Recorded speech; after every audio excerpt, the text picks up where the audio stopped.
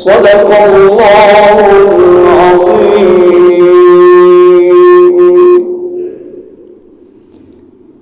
Yang sama-sama kita muliakan pengurus Masjid Baitus Salam, yang sama-sama kita muliakan para alim ulama, para buya, para ustaz, para guru-guru kita, para tokoh masyarakat, bapak-bapak, ibu-ibu, rekan-rekan pemuda, remaja dan anak-anak, hadirin hadirat jamaah salat subuh yang dimuliakan oleh Allah Subhanahu wa taala.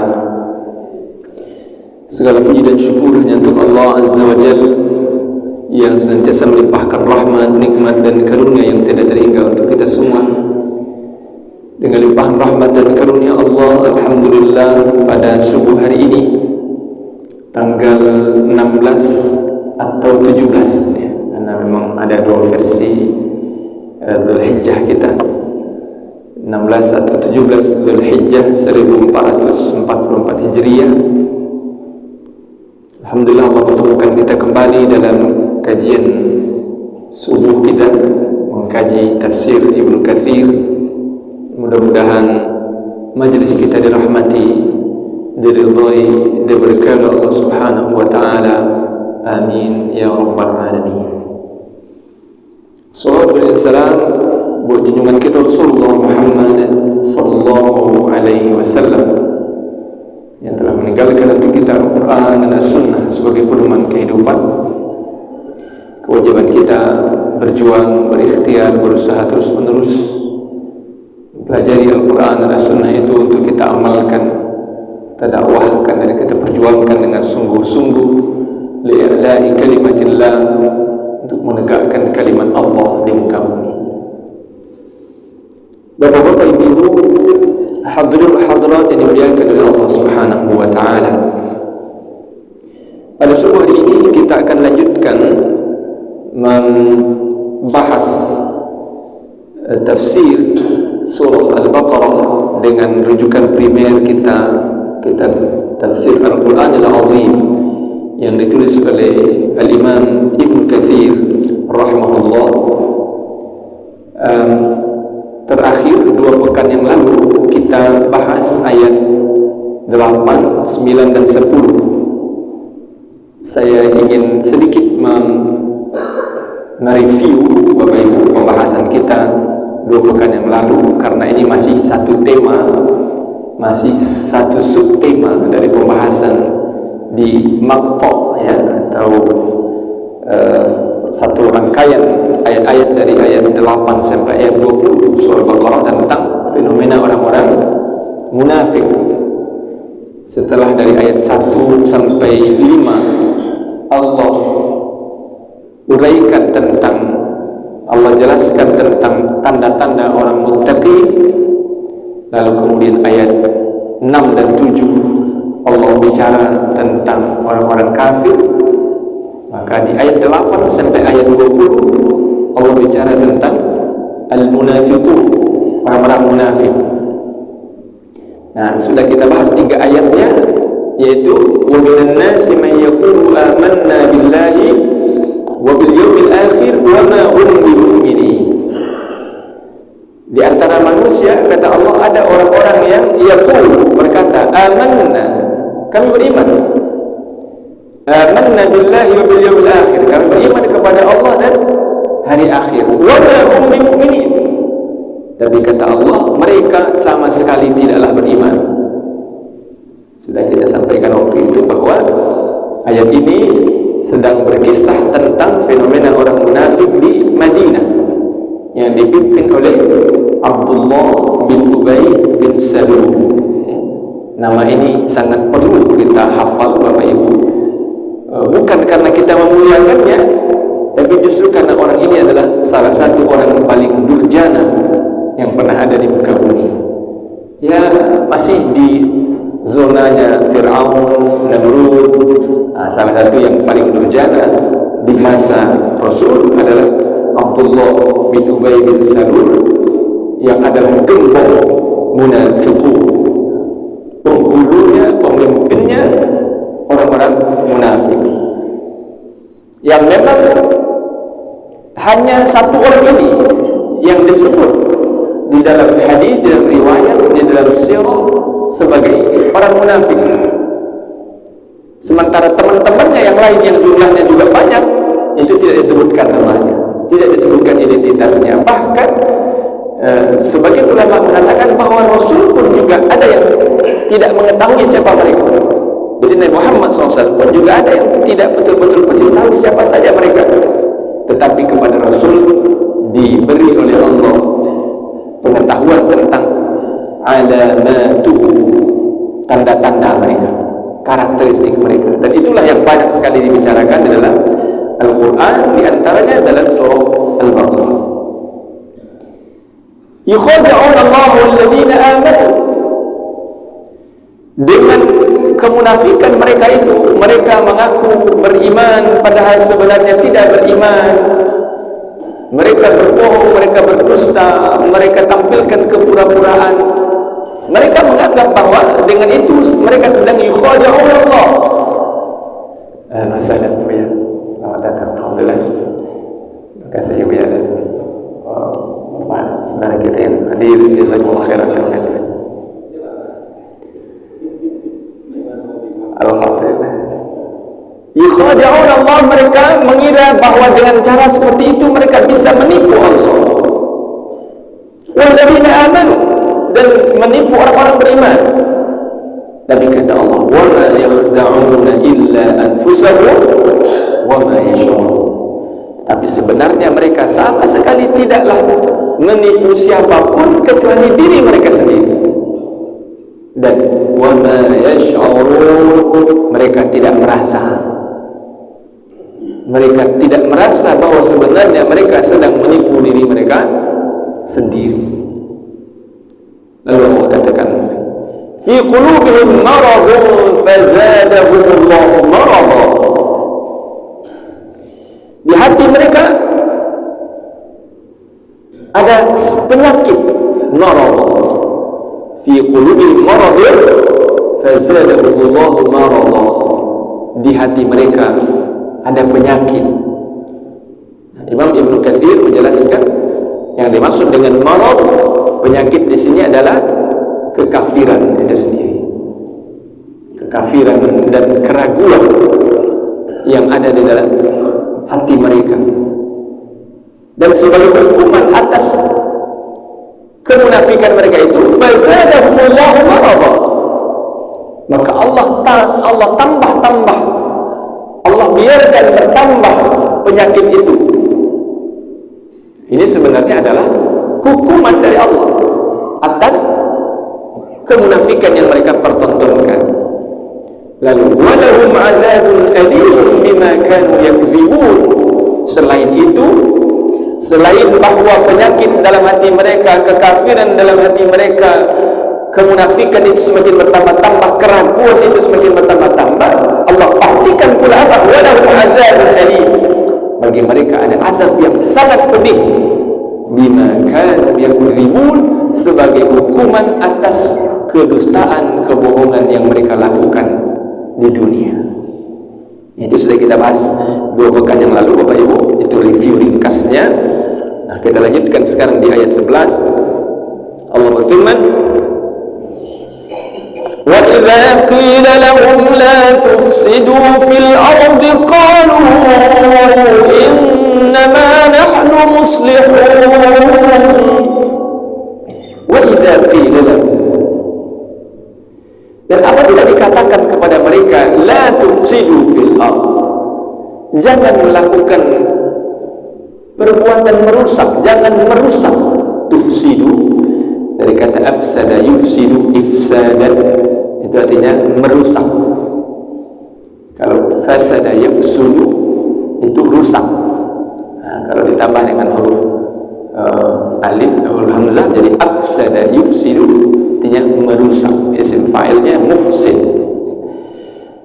Kalau dikatakan kepada mereka la tufsidu fil ard, jangan kamu merusak di muka bumi, qalu, mereka berkata innama nahnu muslihun, kami tidak merusak, kami ini sedang melakukan islah.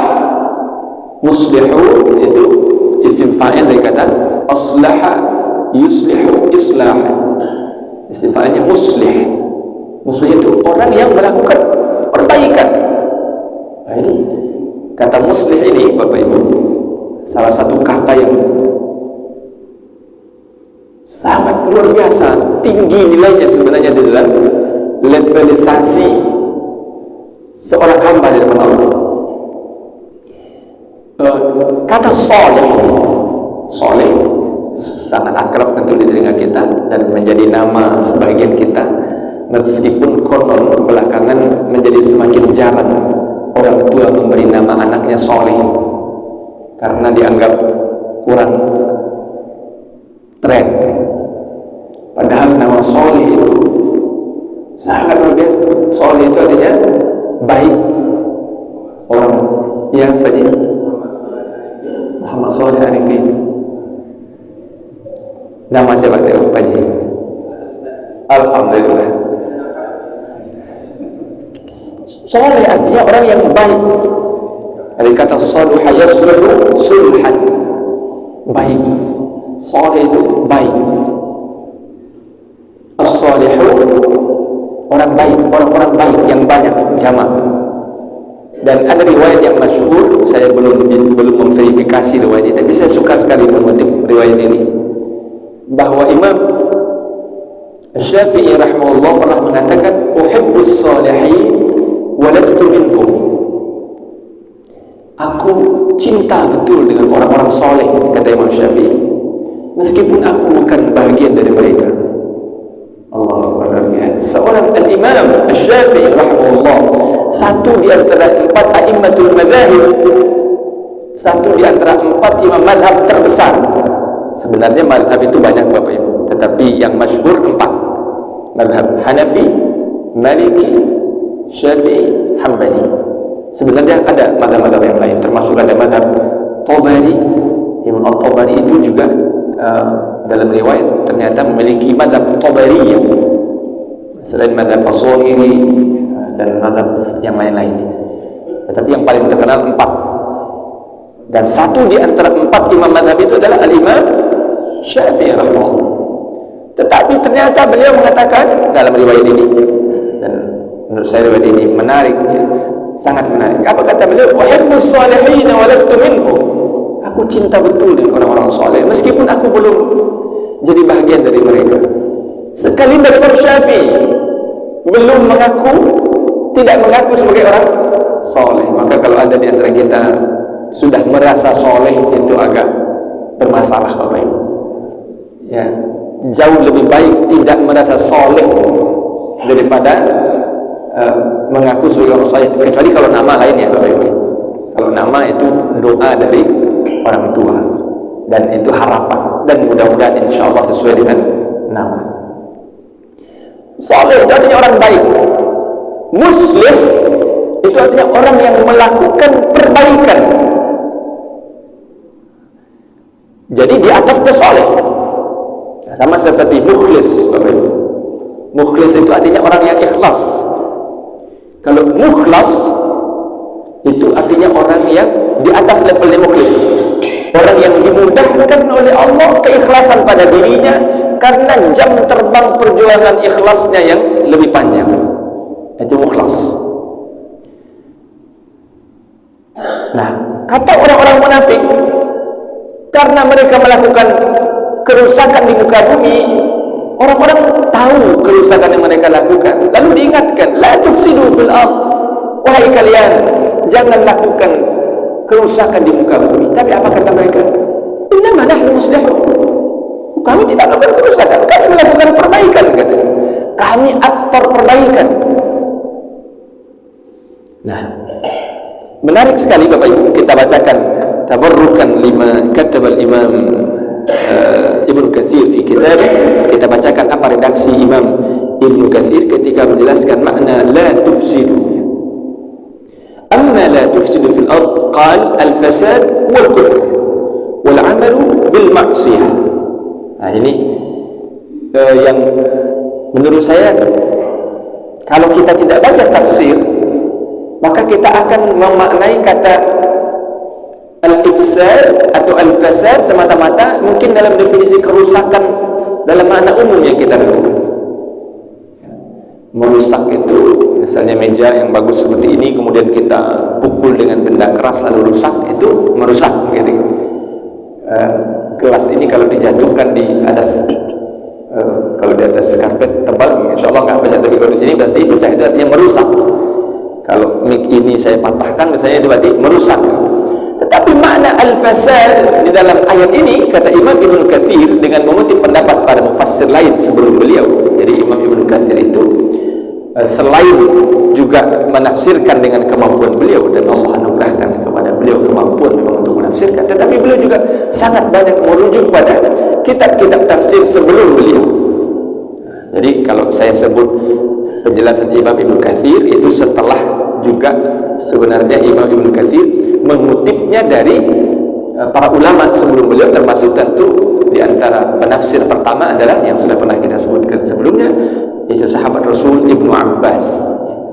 Dan tafsir Ibnu Abbas tafsir yang paling masyhur dalam khazanah tafsir bil ma'thur.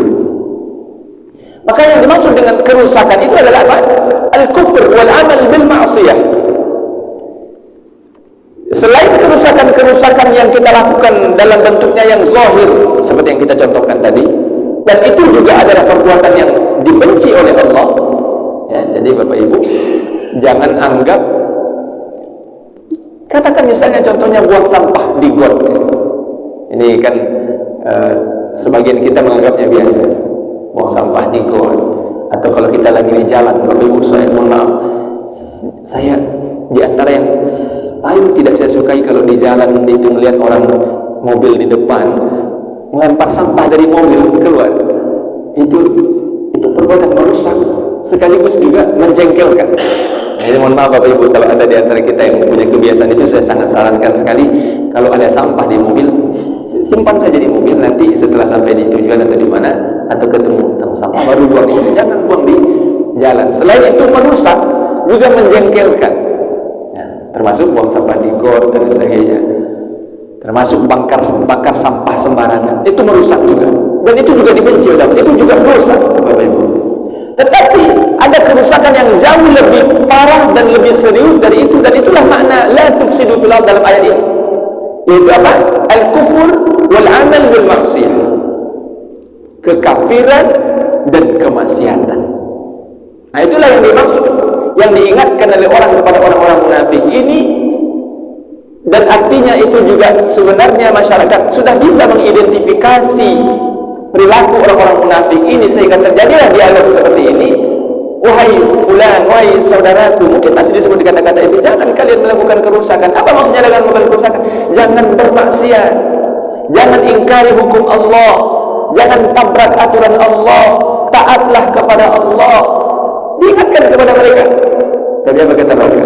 Innama nahnu muslihun. Oh tidak, kami tidak bermaksiat, kami tidak melanggar aturan Allah, kami justru sedang melakukan perbaikan. Nah, itu kata mereka.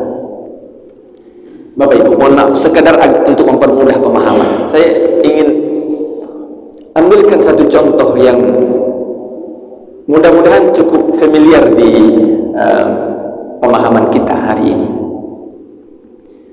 Saya mau izin minum ya Bapak Ibu, mau izin minum.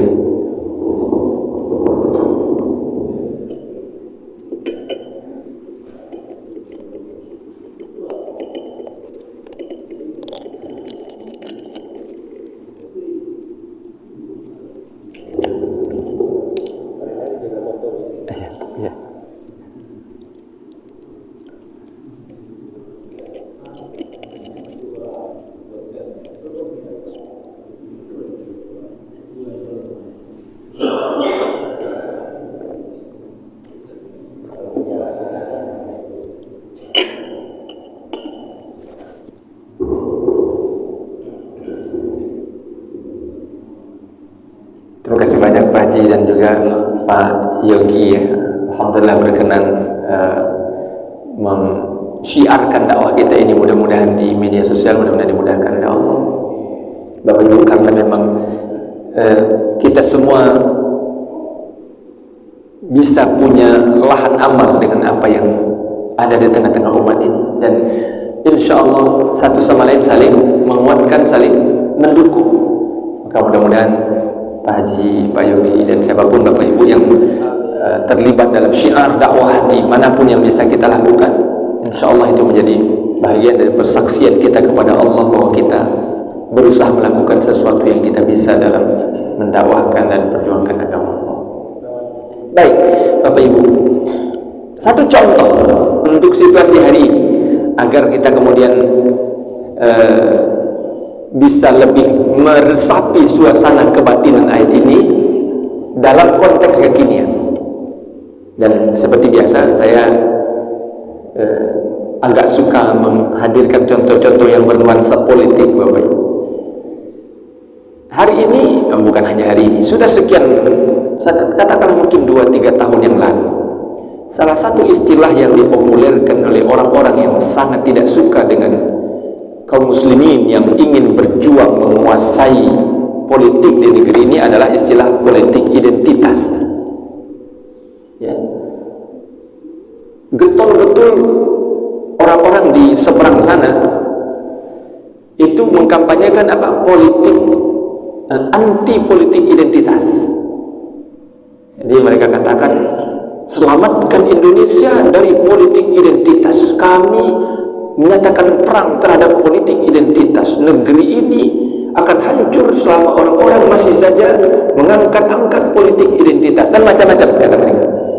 Dan yang mereka maksud dengan politik identitas adalah ketika kaum muslimin sangat serius menyatakan bahwa yang boleh jadi pemimpin di negeri harus hanya orang soleh, harus orang yang beriman. Pemimpin negeri muslim terbesar di dunia ini harus orang muslim, dan seterusnya. Setiap kali kata-kata seperti itu kita keluarkan, maka mereka menuduh ini politik identitas. Inilah yang akan menyebabkan negeri ini hancur. Ini menyebabkan kita bisa berpecah belah dan macam-macam, kata mereka. Bapak Ibu yang dimuliakan Allah, saya meyakini salah satu contoh pemahaman makna ayat tentang fenomena orang-orang munafik 1400 tahun yang lalu di zaman Rasul itu, hari ini di antara contohnya adalah orang-orang model ini. Orang-orang yang mengatakan dan merasa bahwa ketika mereka menyatakan kampanye anti politik identitas, mereka merasa sedang membangun negeri ini, kata mereka, agar umat ini bersatu, agar negeri ini damai, agar jangan ada orang yang dipecah belah dengan politik identitas, kata mereka. Padahal sebenarnya mereka sedang melakukan kerusakan yang nyata. Mereka bermaksiat kepada Allah. Kenapa? Seperti sering kita katakan, di dalam Islam, bagi orang muslim, bagi orang yang beriman, politik itu bahagian dari Islam, juz'un minal Islam. Ya, bahagian, bukan tujuan, ya, bukan tujuan, bahagian dari Islam. Sementara apa kata Allah? Ya ayyuhalladzina amanu dukhulu fis silmi kaffah wa la tattabi'u khutuwatis syaitan. Wahai orang-orang beriman, masuklah ke dalam Islam secara menyeluruh. Artinya semua ambil, bukan hanya sebagian.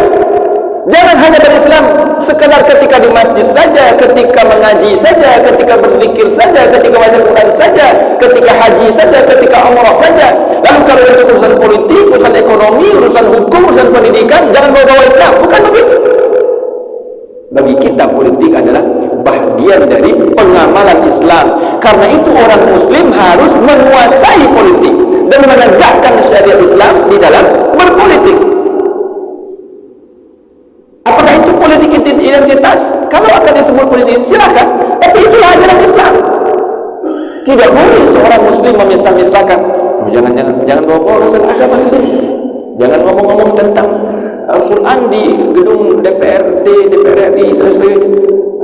Ini masalah publik, ini masalah ngurus negara, jangan bawa agama ke sini. Kalau ada orang mengatakan itu, berarti dia sedang mengingkari hukum Allah. Dan itulah maksiat. Dan itulah dosa. Dan itulah al-ifsad.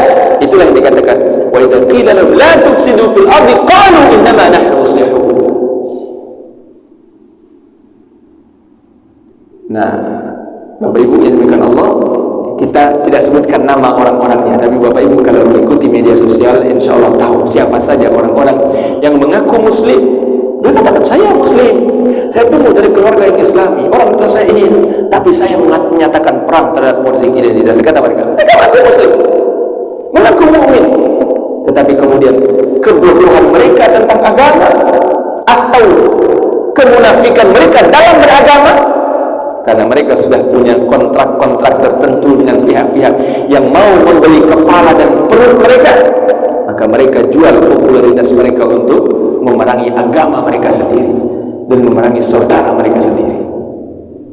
Jadi saya, Bapak Ibu, setidaknya sejauh ini menyimpulkan orang-orang model ini penyebabnya minimal dua. Satu, karena kebodohannya.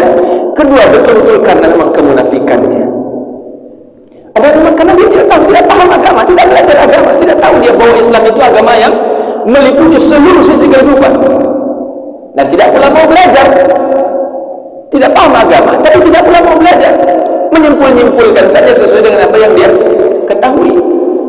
Atau di sisi lain, dia sebenarnya paham agama, tetapi dia lebih mencintai dunia sehingga dia jual kepala dan perutnya kepada orang-orang yang punya uang yang begitu banyak dan mau membeli orang-orang model ini untuk berkoar-koar menggunakan media sosialnya, menggunakan kanal YouTube-nya, menggunakan Instagram, Facebook, Twitter-nya dan sebagainya untuk mengkampanyekan pengrusakan ini, dan dengan itu mereka hidup sehari-hari.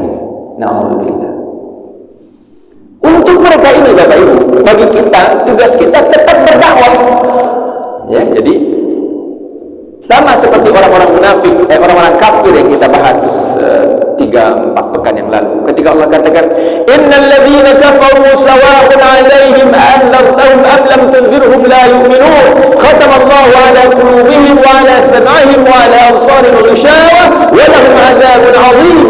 Ayat itu bukan penghalang kita untuk mendakwahi mereka, meskipun Allah katakan Allah sudah kunci hati mereka.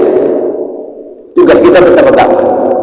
Tugas kita tetap mendoakan, mengingatkan, menasihati, menyampaikan, selain melakukan perlawanan juga dalam hal-hal yang bisa kita jelaskan, sampaikan dalam forum-forum yang bisa kita gunakan untuk memberikan penjelasan dan seterusnya.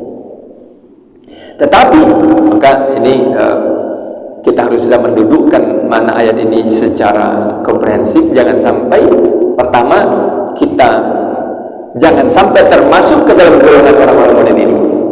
Ya, jadi Bapak Ibu, setiap kali kita bicara tentang tanda-tanda orang kafir, tanda-tanda orang munafik, ciri-ciri orang-orang yang maksiat dan sebagainya, pertama sekali pembahasan itu untuk siapa? Untuk kita. Untuk memastikan jangan sampai kita memiliki karakter itu, sifat itu, jangan sampai kita terjerumus ke dalam kemaksiatan itu. Yang kedua, untuk apa? Untuk mengidentifikasi kondisi di sekitar kita, agar kita kemudian bisa mengenal siapa kawan, siapa lawan, siapa orang yang satu visi dengan kita, siapa orang yang ternyata berseberangan dengan kita. Kenapa? Karena pertarungan antara al-haq wal batil adalah sesuatu yang nyata. Jadi Bapak Ibu, jangan sampai kita kemudian merasa hidup ini aman-aman saja, damai-damai saja, tidak ada masalah.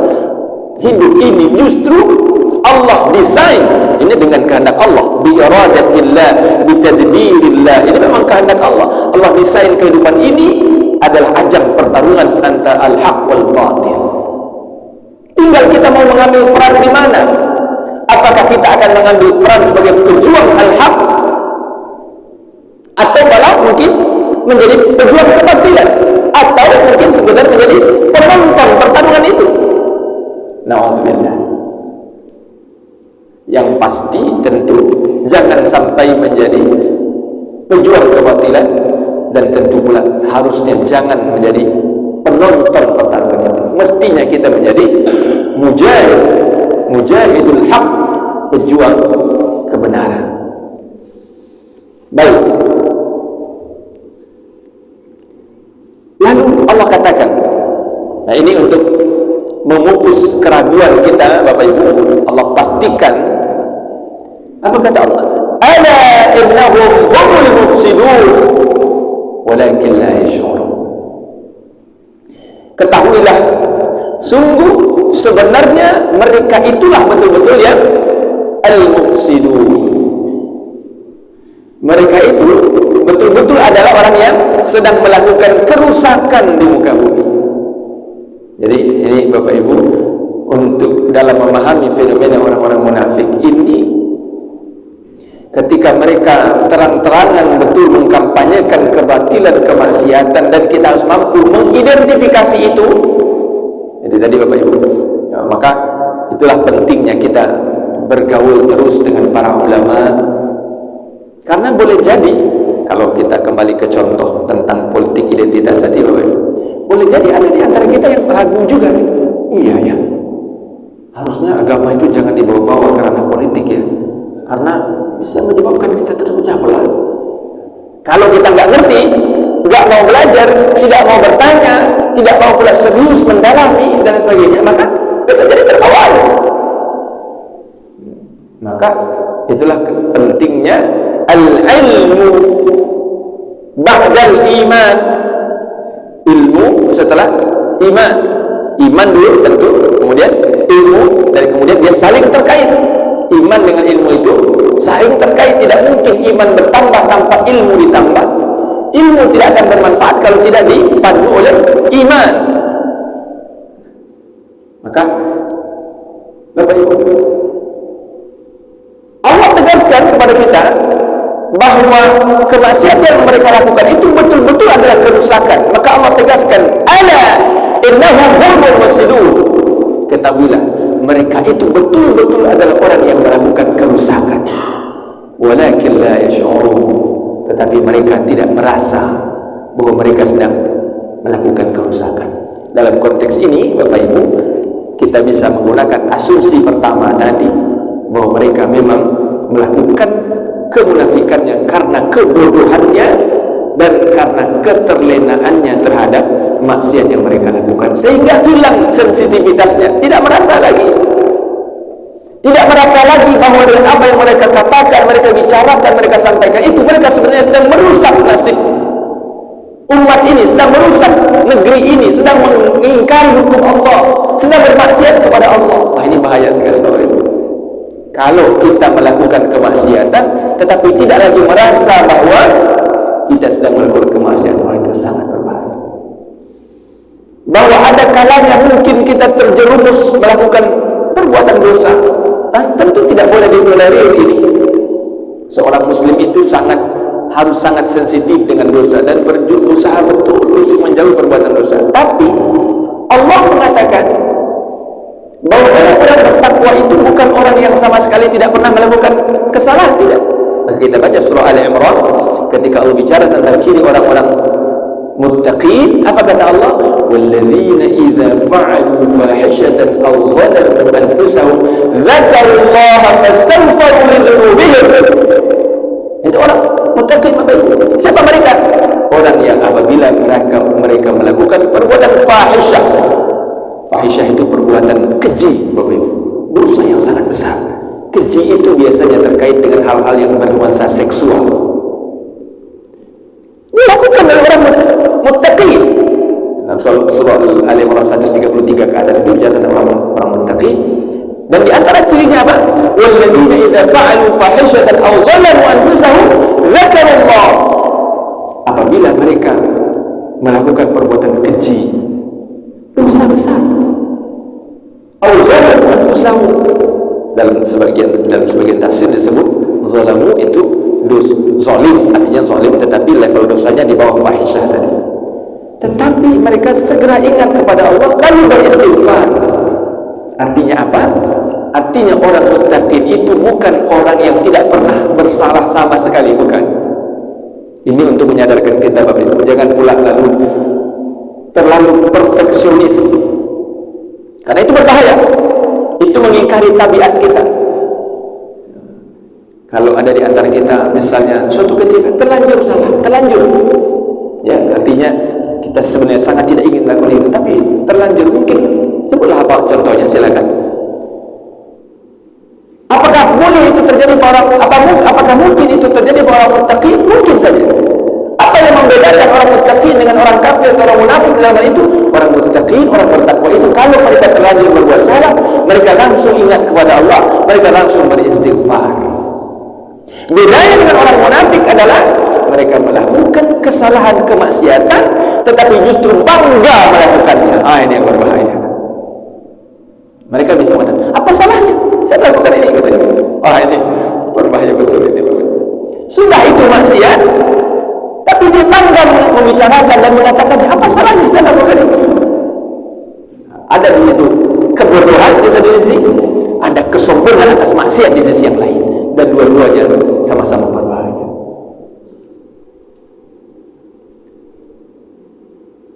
Nah, ini yang perlu kita jadikan sebagai pengingat pada diri kita masing-masing, Bapak Ibu. Jangan sampai kita termasuk ke dalam golongan orang yang sudah melakukan kerusakan, sudah melakukan kemaksiatan, walakin la yash'urun, tetapi mereka tidak merasa bahwa mereka sedang bermaksiat.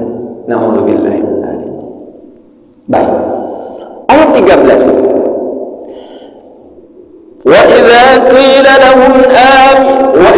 قِيلَ لَهُمْ آمِنُوا كَمَا آمَنَ النَّاسُ قَالُوا أَنُؤْمِنُ كَمَا آمَنَ السُّفَهَاءُ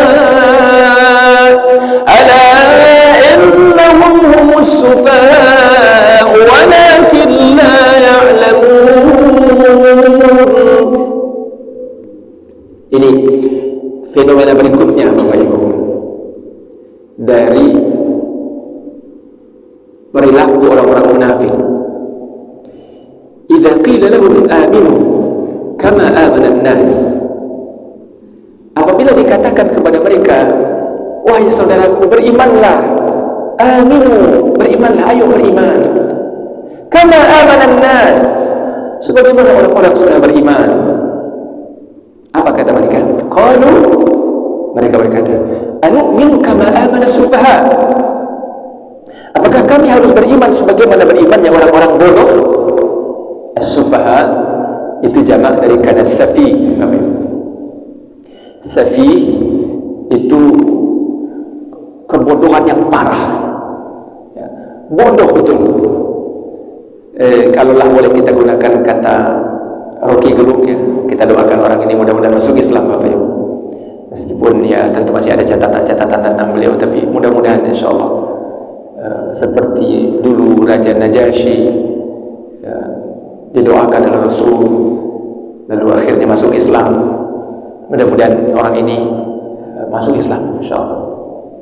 Walaupun tentu sampai dia masuk Islam, tetap terhadap hal-hal yang bertentangan dengan syariat terus kita kesampingkan, tapi kata-katanya yang baik itu insyaallah menjadi tabungan yang mengantarkan dia pada hidayah Allah. Kata-kata yang dipopulerkan Rocky Gerung apa? Dungu itu kebodohan yang parah. Maka kata orang-orang munafik, dia katakan, apakah kami harus beriman sebagaimana berimannya orang-orang yang bodoh, orang-orang yang tolol, orang-orang yang dungu itu? Imam Ibnu Katsir menjelaskan, Bapak Ibu, siapa yang mereka maksud dengan as-sufaha? As-sahabah, sahabat-sahabat Nabi. Na'udzubillah. Mereka menyebut sahabat-sahabat Nabi sebagai orang-orang bodoh. Na'udzubillah. Betapa besar kemungkaran yang mereka sedang lakukan, betapa besar kekafiran yang sedang mereka pertontonkan. Ulama sepakat, Bapak Ibu, dan ini yang menjadi di antara dalil kenapa harus kita katakan bahwa Syiah itu sesat, adalah karena mereka mencaci sahabat. Mereka mengatakan Abu Bakar dan Umar itu sebagai pelaku maksiat besar. Mereka mengatakan bahwa mencaci Abu Bakar dan Umar itu adalah ibadah bagi mereka. Dan sahabat-sahabat yang lain selain Ahlul Bait, menurut versi mereka sebut sebagai orang-orang yang bodoh. Dan itulah yang menyebabkan kita Ahlus Sunnah wal Jamaah harus sangat yakin bahwa Syiah sesat, menyimpang, meskipun tidak kita katakan kafir. Itu fatwa ulama, ya Bapak Ibu, tentang orang-orang Syiah. Saya tidak tahu fenomena Syiah di Bangko, di Merangin seperti apa, tetapi faktanya di Indonesia hari ini mereka terus bergerak melalui berbagai jalur. Dan ada orang-orang tertentu, mereka berbagi tugas, manajemen aksinya luar biasa, Bapak Ibu. Mereka berbagi tugas, ada sosok-sosok tertentu yang mereka tugaskan di posisi-posisi tertentu. Ada pula yang bergerak di kalangan milenial.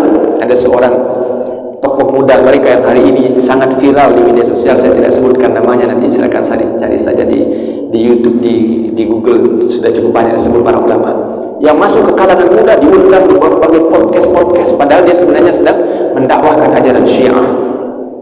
Sangat berbahaya sekali.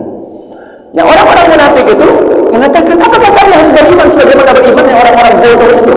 Yang mereka maksud sebagai as-sufaha, orang bodoh adalah sahabat yang Allah tegaskan radhiyallahu anhum wa radu an.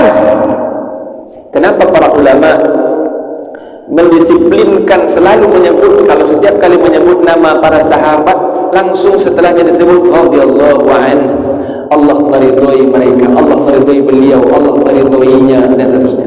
Kenapa? Karena Allah sendiri memang yang sudah memastikan itu dalam Al-Quran, bahwa manusia yang sudah Allah jamin, Allah ridho kepada mereka, dan Allah akui pula bahwa mereka ridho kepada Allah adalah sahabat. Radhiyallahu anhum wa radu an. Dan kita sedang berjuang untuk mendekati posisi mereka, supaya mudah-mudahan pula kita diridhoi oleh Allah sebagaimana kita harus sangat ridho kepada Allah. Tapi orang-orang munafik mengatakan bahwa sahabat-sahabat Nabi itu sebagai as-sufaha, orang-orang yang bodoh. Na'udzubillah. Bapak Ibu yang dimuliakan Allah, ketika kita bicara tentang statement orang-orang munafik seperti ini, dengan gagahnya mereka mengatakan sahabat sebagai orang-orang bodoh, di sisi lain Allah katakan apa? Ala innahum humus sufaha walakin la ya'lamun. Ketahuilah, sungguh sebenarnya yang bodoh itu adalah mereka. Ala innahum humus sufaha. Oh, ini dalam uslub bahasa Arab, Bapak Ibu, ini taukid yang berlapis-lapis ini. Ala artinya ketahuilah, innahum sungguh betul-betul mereka, humus sufaha ditegaskan lagi dengan dhamir yang diulang. Sebenarnya ala innahumus sufaha, sebenarnya kalau sekadar untuk mengatakan bahwa mereka orang yang bodoh cukup dengan ala innahumus sufaha, tetapi tidak, Allah tambah lagi ala innahum humus sufaha, sungguh ketahuilah mereka itulah yang betul-betul sebenarnya sebagai orang-orang yang bodoh, walakin la ya'lamun, tapi mereka tidak mengetahuinya.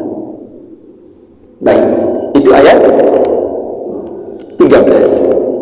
Ayat 14, Bapak Ibu, wa idza laqul ladzina amanu qalu amanna wa idza khalau ila syayatinihim qalu inna ma'akum innama nahnu mustahzi'un.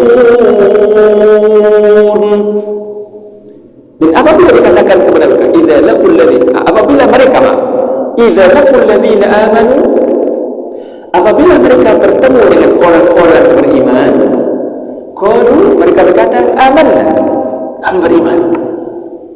Wa idza khalu ila syayatinihim, dan apabila mereka kemudian pergi dan bertemu dengan syayatinihim. Nah, ini kata-kata yang sangat dahsyat, Bapak Ibu. Allah langsung gunakan kata yang mensifati siapa kroni-kroninya orang munafik ini. Imam Ibnu Katsir dalam tafsir beliau menjelaskan, yang dimaksud dengan syayatinihim ini adalah para pemuka Yahudi, para gembong-gembong musyrikin, dan para teman-teman mereka di kalangan munafikin. Ini yang disebut syayatinihim. Syayatin itu jamak dari kata syaitan. Syaitan artinya setan. Syayatin, setan-setan. Dan Allah langsung gunakan label ini untuk merujuk kepada kroni-kroninya orang munafik. Dan ketika mereka bertemu dengan orang beriman, mereka berkata amanna, kami beriman. Wa idza khalu ila syayatinihim, tetapi kalau mereka kemudian bertemu dengan orang-orang para pemuka Yahudi yang jahat, kemudian mereka, karena ada juga orang Yahudi itu kemudian yang masuk Islam, Bapak Ibu, ya. Tapi umumnya mereka sebagian besar mereka adalah orang-orang yang sangat benci kepada Rasul, orang-orang pemuka-pemuka Yahudi ini. Ketika mereka bertemu dengan para pemuka Yahudi, ketemu dengan para gembong-gembong musyrikin, berkumpul dengan teman-temannya sesama orang-orang munafik, mereka berkata, inna ma'akum, kami bersama kalian, jangan khawatir. Innama nahnu mustahzi'un.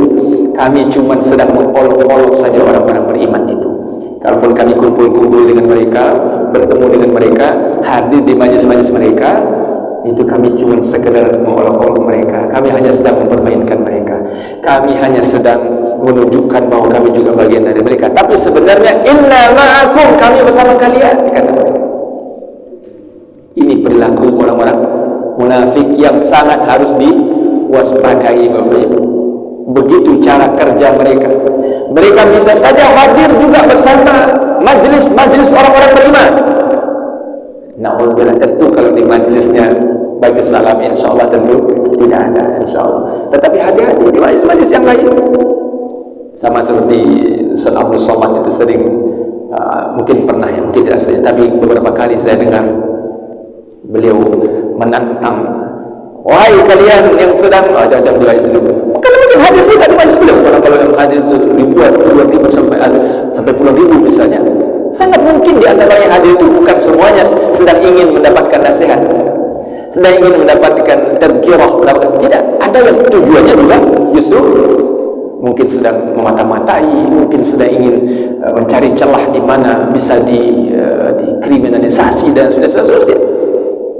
Maka memang orang-orang beriman itu dilatih oleh Allah berfikir taktis dan strategis, Bapak Ibu. Dan itulah karakter orang beriman, bahwa kita sangat mencintai kedamaian, yes, itu betul. Tetapi bahwa justru karena kita tahu kedamaian itu hanya bisa tegak ketika kita waspada dengan situasi, karena musuh sangat mungkin juga berkeliaran di tengah-tengah kita. Itu juga kewaspadaan yang harus dimiliki oleh orang-orang beriman. Dan itu yang ada dulu di zaman Rasul dan para sahabat. Dan itu pula yang hari ini dicoba dikikis di tengah-tengah kaum muslimin. Umat Islam ini dicoba dininabobokan supaya kita tidak waspada tentang apa yang sebenarnya sedang terjadi. Padahal Bapak Ibu, kalau kita dengar itu kajian-kajian para ulama, lalu kemudian kita update pula informasi-informasi tentang berbagai hal, tentang kondisi negeri ini, kondisi umat dan sebagainya, kondisi kita tidak sedang baik-baik saja. Kondisi umat ini dan kondisi negeri ini tidak sedang baik-baik saja, sedang sangat bermasalah besar. Tetapi sayang, seribu sayang, sebagian besar di antara kita sedang tertidur lelap, tidak peduli dengan kondisi bangsa, tidak melakukan sesuatu untuk merubah kondisi ini. Merasa nyaman-nyaman, sudahlah, kita apalah yang bisa kita lakukan. Kalau ini orang putus asa, dia mungkin paham tapi putus asa. Padahal sangat banyak hal bisa kita lakukan, dan yang harus kita lakukan memang bukan sesuatu yang melampaui kemampuan kita. Cukup lakukan apa yang bisa kita lakukan, karena Allah tidak pernah memaksa kita melampaui kemampuan kita. La yukallifullahu nafsan illa wus'aha. Cuman banyak di antara kita dininabobokan oleh situasi, dan itu yang sudah diwanti-wanti oleh para ulama memang. Tetapi tantangan untuk menembus tembok kebekuan dan kekakuan ini memang masih cukup berat. Tapi kita tidak pernah boleh berhenti berjuang terus semaksimal kemampuan kita. Inilah kata-kata orang munafik. Ketika bertemu dengan orang-orang beriman, mereka katakan amanna, kami beriman. Tapi ketika mereka berkumpul lagi dengan kroni-kroni mereka berkata, inna ma'akum, kami bersama kamu. Innama nahnu mustahzi'un, kami hanya sedang mengolok-olok orang-orang beriman itu. Lalu Allah katakan lagi. Jadi Bapak Ibu, menarik sekali struktur bahasa di ayat ini. Setiap kali Allah jelaskan tentang karakter orang munafik, langsung Allah timpali dengan penegasan tentang apa sebenarnya yang harus dilakukan, apa yang harus dipahami. Allah katakan, Allah yastahzi'u bihim, Allah lah yang sebenarnya sedang mengolok-olok mereka. Ya, jadi mereka tadi mengatakan innama nahnu mustahzi'un, kami cuma sedang mengolok-olok orang beriman. Tapi Allah katakan Allah yastahzi'u bihim, Allah yang sebenarnya sedang mengolok-olok mereka. Wa yamudduhum fi tughyanihim ya'mahun, dan Allah yang sebenarnya sedang membiarkan mereka. Yamudduhum, ini dijelaskan oleh Imam Ibnu Katsir dalam tafsir beliau dengan mengutip juga beberapa riwayat. Dibahas khusus apa makna yamudduhum fi tughyanihim ya'mahun. Maknanya adalah Allah memang sengaja biarkan mereka yamudduhum, biarkan mereka fi tughyanihim. Tughyan itu dalam keingkaran, kekafiran, kerusakan, kemaksiatan yang mereka, Allah biarkan mereka terombang-ambing dalam kesesatan mereka itu. Sekali lagi sebagai hukuman atas mereka. Maka Bapak Ibu yang berkata, jangan dianggap bahwa kok ada ya orang-orang yang nyata-nyata dari mulut mereka keluar bahasa-bahasa hasutan, fitnah, kebencian, macam-macam sebagainya, tapi kok mereka hidupnya aman-aman saja ya. Kadang-kadang kan mungkin kita berpikir begitu Bapak Ibu. Ada orang yang ketika kita lihat wajahnya, kita lihat dia berbicara, sering betul muncul di televisi, keluar di YouTube dan sebagainya, tapi kok hidupnya aman-aman saja, malah kekayaannya semakin bertambah, dia semakin terkenal, semakin populer, jabatannya semakin tinggi. Kenapa ya? Allah biarkan itu memang. Untuk apa? Justru dengan itu supaya liyazdadu ithman. Dalam ayat yang Allah jelaskan, supaya semakin bertambah dosa mereka, supaya mereka nanti semakin besar azab yang akan Allah timpakan kepada mereka. Ini yang disebut sebagai istidraj. Ya Bapak Ibu, ini yang disebut sebagai istidraj. Allah biarkan mereka, Allah tidak langsung menghukum mereka. Mereka seakan-akan sangat menikmati betul segala fasilitas dunia ini, tapi jangan lupa sebenarnya itu merupakan hukuman yang sedang Allah berikan kepada mereka. Tapi bagi orang-orang beriman ini menjadi berat terasa, karena seakan-akan kalau inginnya kita kan Bapak Ibu, kalau ada orang kafir, ada orang zalim, ada orang jahat itu, kita inginlah orang yang langsung dilumat oleh Allah, langsung dibinasakan, langsung dihinakan. Keinginan kita begitu. Tapi Allah punya skenario lain.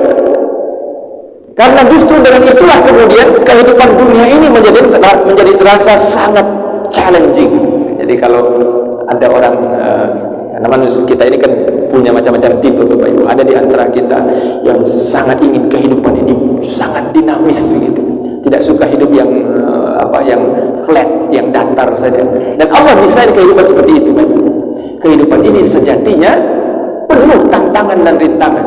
Tapi ada orang yang mau menjalani itu dengan sungguh-sungguh, tapi ada orang yang menghindar betul dari situasi itu. Nah, di antara tujuan kenapa Allah biarkan orang-orang durjana, orang-orang jahat, orang-orang zalim itu masih saja berkeliaran, masih saja hidup, masih saja bebas, bahkan bertambah-tambah fasilitas yang mereka dapatkan, justru itu sebenarnya adalah untuk membuat mereka semakin hina dan semakin besar nanti azab yang akan Allah timpakan kepada mereka. Nah, terakhir Bapak Ibu yang dimuliakan Allah, Allah katakan, ulaika alladzina ishtaraw ad-dalalata bil huda. Mereka itu adalah orang-orang yang ishtaraw ad-dalalah bil huda. Ishtara, yashtari itu artinya membeli.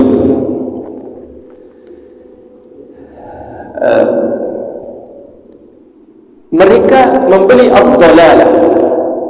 Jadi Allahu Akbar. Bapak Ibu, kalau kita meniatkan diri untuk menyelami kekayaan dan samudra hikmah di balik ayat Al-Quran, betullah akan kita dapatkan kenikmatan yang luar biasa. Maka saya mengajak Bapak Ibu sediakan waktu untuk berlama-lama. Ada saatnya, walaupun tidak setiap hari, tapi kalau bisa lebih sering lebih baik, walaupun tentu jangan mengurangi kewajiban yang lain, diatur waktunya. Tapi saya sangat sarankan Bapak Ibu, sediakan waktu untuk menyelami kandungan makna Quran ini dengan hati yang betul-betul siap ingin mereguk sebanyak mungkin maidatullah, hidangan Allah dari Quran.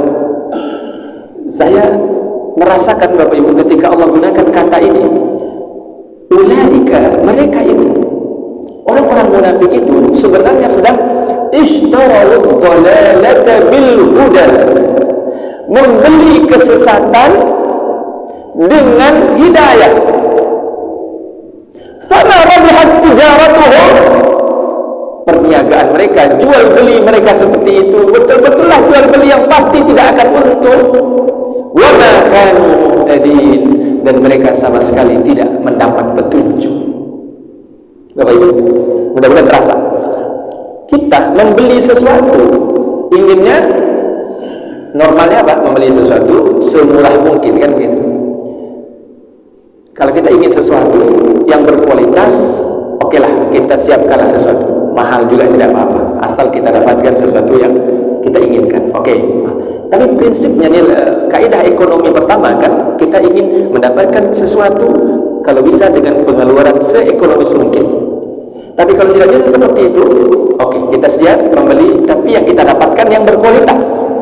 Oke, saya siap beli apa misalnya, katakan mobil yang sangat bagus, tapi ini harganya 5 miliar Pak, enggak apa-apa, saya beli karena saya sangat suka, misalnya gitu ya.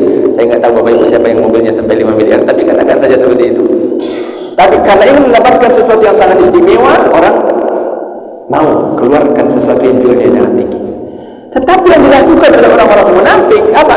Mereka membeli kesesatan dengan hidayah. Betapa bodohnya orang ini, ya. Dan Allah gunakan bahasa ini untuk menunjukkan kehinaan mereka. Harusnya mereka mendapatkan yang harusnya mereka lakukan apa? Membeli hidayah dengan meninggalkan kemaksiatan dan kesesatannya. Tapi yang terjadi justru sebaliknya. Mereka ishtarawut dhalalata bil huda. Mereka beli kesesatan dengan hidayah. Mereka tukar sesuatu, mereka ambil sesuatu yang sangat buruk dengan menggadaikan sesuatu yang sangat mahal. Lalu Allah katakan, "Fana rabihat tijaratuhum." Maka transaksi mereka yang seperti itu betul-betullah bukan transaksi yang beruntung. Rabihat itu beruntung. Wa ma kanu muhtadin, dan betul-betullah mereka tidak mendapat petunjuk.